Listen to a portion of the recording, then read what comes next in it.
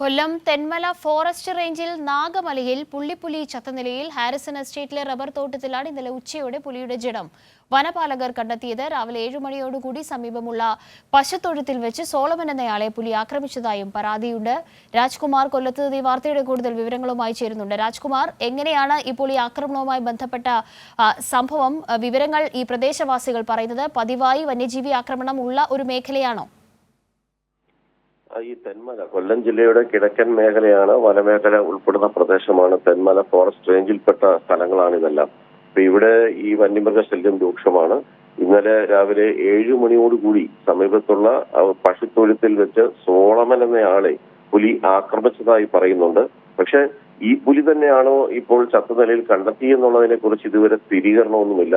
പുലി എങ്ങനെയാണ് ചത്തതെന്ന് സംബന്ധിച്ച് പോസ്റ്റ്മോർട്ടം ഉൾപ്പെടെയുള്ള നടപടി അറിയാൻ സാധിക്കുമെന്നാണ് വനംവകുപ്പ് ഉദ്യോഗസ്ഥർ പറയുന്നത്. എന്തായാലും പ്രദേശം കേന്ദ്രീകരിച്ച് ഇപ്പോൾ ഈ ഇതില് നാട്ടുകാരുടെ സഹായത്തോടുകൂടി തന്നെ വനംവകുപ്പ് അന്വേഷണം ആരംഭിച്ചിട്ടുണ്ട്.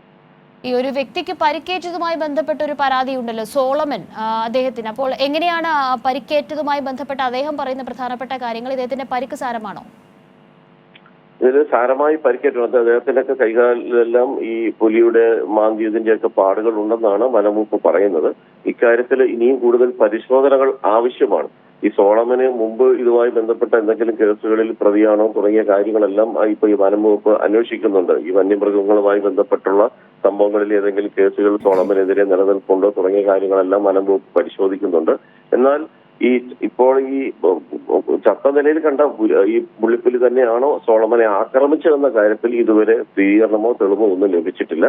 സോളമനോട് ഇനി കാര്യങ്ങൾ മൊഴിയെടുത്താൽ മാത്രമേ കൂടുതൽ കാര്യങ്ങൾ വ്യക്തമാവുകയുള്ളൂ. മാത്രമല്ല, അതിനേക്കാളും ഉപരി ഈ പുള്ളിപ്പുലി എങ്ങനെയാണ് ചത്തത് എന്ന് പോസ്റ്റ്മോർട്ടത്തിന് ശേഷം മാത്രമേ അറിയാനും കഴിയൂ.